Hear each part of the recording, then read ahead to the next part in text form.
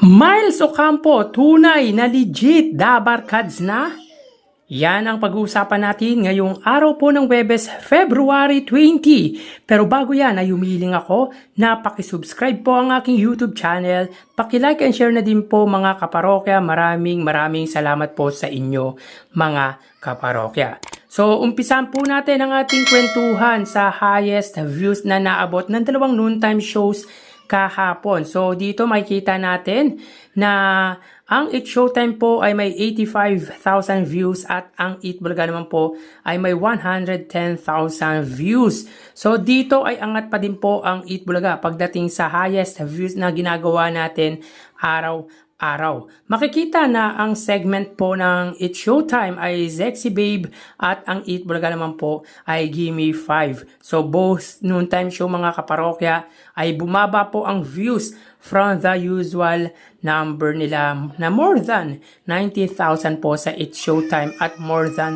115,000 pataas naman po sa Eat Bulaga. So isa sa tingin ko dyan mga kaparokya ang dahilan ay dahil nagpalit po ng segment ang It's Showtime kung saan inuna po ang Sexy Babe kesa sa Hide and Sing na dalawang beses pong naabot ang 100,000 views. So pagdating naman po sa Eat Bulaga medyo late naman pong nagsisimula ang Gimme 5 dahil na rin po sa nadagdag na segment na Forinoy The Afam Invasion. Sa aking opinion lang naman yun mga kaparokya. So pagdating naman po sa team replay ay bumawi at umangat muli ang Eat Bulaga sa It's Showtime dahil makikita dito na ang It's Showtime po ay may 418,193 views at ang Eat Bulaga naman po ay may 441,493 views. Ito po ay as of 11 PM kagabi. So angat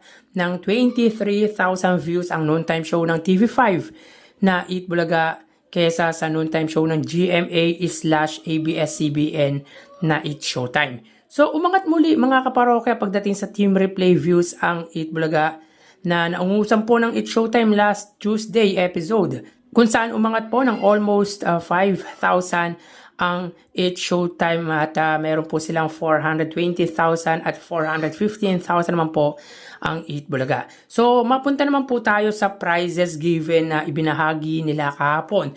So quick recap lang po tayo mga kaparokya in today's episode. Sila po ay may pinagsamang papremyo na 523,000 pesos. Kung saan ang 75,000 dito ay sa It's Showtime at ang 448,000 naman po ay sa Eat Bulaga. Para naman po sa araw ng Miyerkules, kahapong episode po itong mga kaparokya, makikita natin dito na ang It's Showtime po ay may 35,000 pesos at ang Eat Bulaga naman po ay may 220,000 pesos. So 3 consecutive days na pong more than 200,000 pesos ang binibigay ng Eat Bulaga.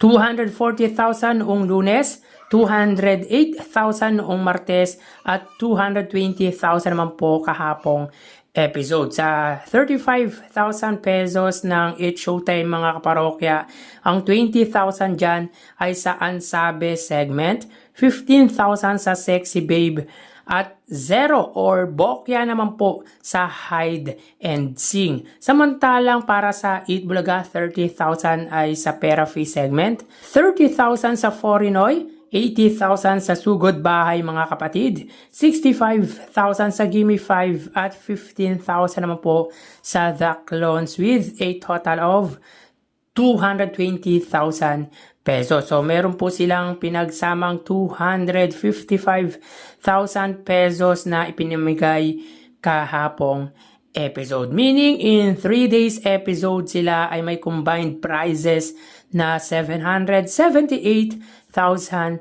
pesos. 110,000 dito ay sa It's Showtime at ang 668,000 naman po ay sa Eat Bulaga. So pagdating sa prizes given ay malaki ang diferensya nila, ang layo ng pagitan. Subalit maliit man po ang pinamigay ng It's Showtime ay maituturing pa din po natin malaking tulong ito sa mga tumatanggap ng papremyo mula sa nasabing noontime show ng ABS-CBN at ng GMA Network. So dito mga kaparokya, 558,000 pesos po ang pagitan ng dalawang noontime show. Samantala mga kaparokya, Miles Ocampo, certified legit Dabarkads na. Bakit kanyo mga kaparokya? Proud po siya na ipinost ng Eat Bulaga host sa kanyang official Facebook account ang nakakatuwang aksidente ng mga Bulaga host, at proud na sinabi nito na tunay na siyang legit Dabarkads na may caption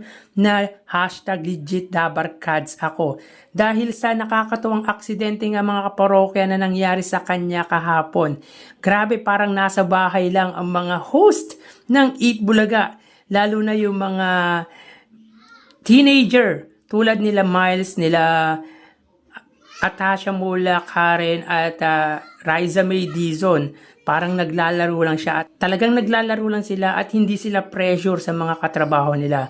So yun nga mga kaparokya, dahil sa paghaharutan ng dalawang Eat Bulaga host ay di inaasahan sa pag-ikot ng upuan ay na-outbalance ito at tuluyan siyang bumagsak.